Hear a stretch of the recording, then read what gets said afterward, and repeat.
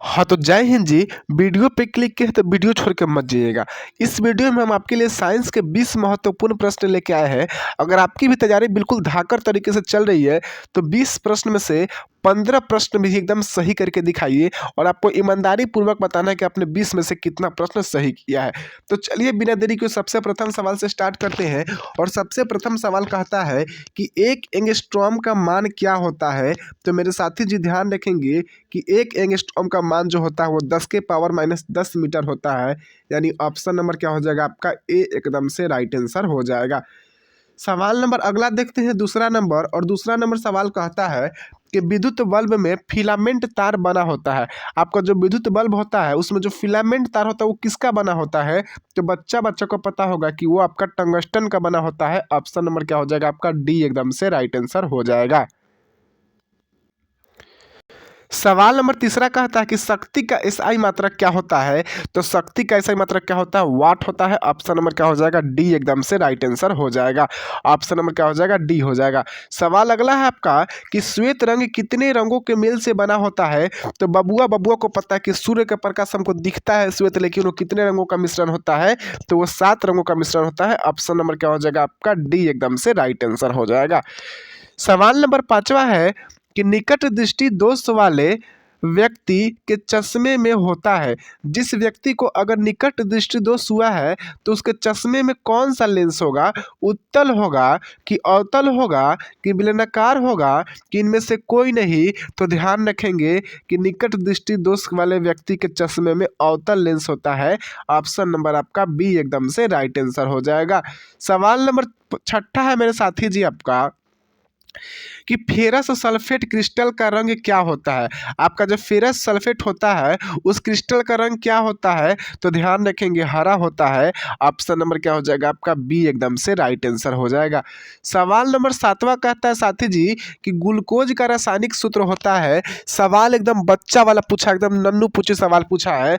तो ग्लूकोज का रासायनिक सूत्र क्या होता है सबको पता रहना चाहिए कि C6H12O6 होता है ग्लूकोज का रासायनिक सूत्र। यानी आपका ऑप्शन नंबर जो होगा बी एकदम से राइट आंसर हो जाएगा। ठीक है, एक सवाल और आपके लिए है, कमेंट बॉक्स में इसका जवाब देना है। सवाल नंबर ए देते हैं। ठीक है, सवाल नंबर ए का जवाब आपको कमेंट बॉक्स में देना है कि आपका जल का सूत्र क्या होता है, आपको कमेंट करके हमको बताना है। ठीक है, कमेंट बॉक्स में। चलिए सवाल नंबर 8वां की बात करते हैं। और 8वां नंबर सवाल कहता है कि साधारण ताप पर फास्फोरस का आणविक सूत्र है। साधारण ताप पर फास्फोरस का आणविक सूत्र क्या होता है। तो P4 होता है। ऑप्शन नंबर जो होगा आपका डी एकदम से राइट आंसर हो जाएगा। सवाल नंबर 9वां कहता है साथी जी कि स्टेनलेस स्टील मिश्र धातु है। आपका जो स्टेनलेस स्टील है वो मिश्र धातु है, किसका है, लोहा का है कि तांबा का है कि एल्युमिनियम का है कि टीन का है। तो ध्यान रखिएगा वो टीन का मिश्र धातु है। ऑप्शन नंबर क्या हो जाएगा डी एकदम से राइट आंसर हो जाएगा। सवाल नंबर आपका अगला है 10 नंबर कि फ्लोरीन अपरूप है। तो ऑक्सीजन का है कि फास्फोरस का है कि कार्बन का है कि सल्फर का है। तो बबुआ को पता है कि फ्लोरीन जो है वो किसका अपरूप है, कार्बन का अपरूप है। ऑप्शन नंबर क्या हो जाएगा आपका, तो ऑप्शन नंबर जो होगा सी एकदम से राइट आंसर हो जाएगा।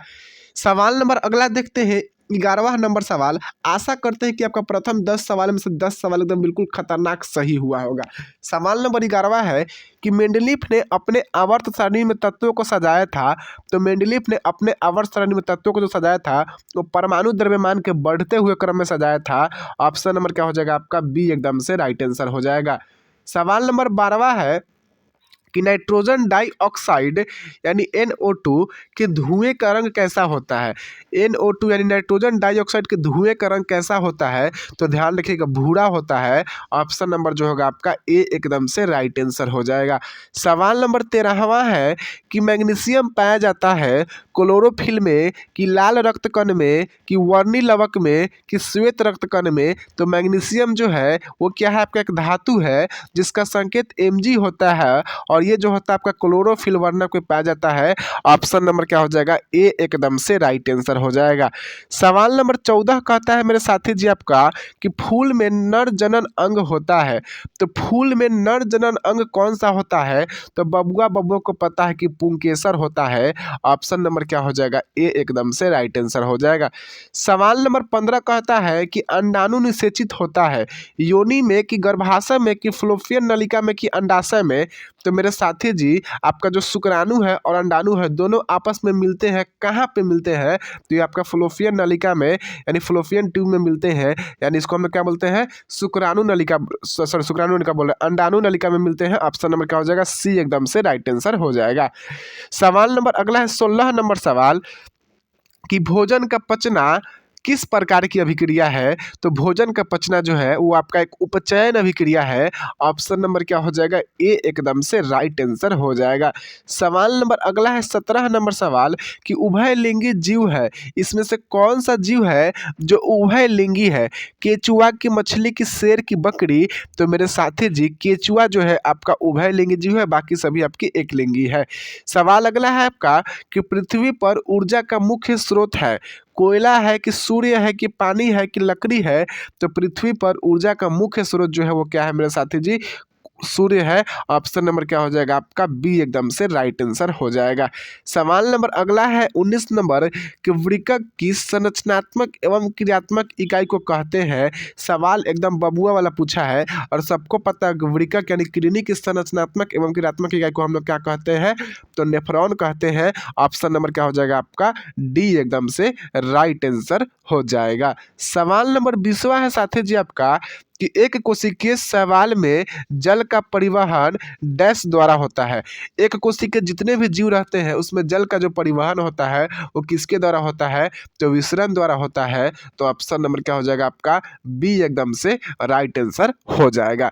तो साथी जी 20 सवाल आपका कंप्लीट हुआ और 20 सवाल में से आप लोग बताइए कितना सवाल आपने सही किया। और एक सवाल आपके लिए है, कमेंट बॉक्स में बताना है। सवाल नंबर ए दिए थे वहाँ पे, सवाल नंबर बी है, ये आपको बताना है कमेंट करके। और कमेंट करके आपको ये बताना है सवाल क्या है। सवाल आपका बिल्कुल इजी है कि रुकिए बताते हैं। हाँ, आवेश का SI मात्रा क्या होता है आपको कमेंट करके बताना है।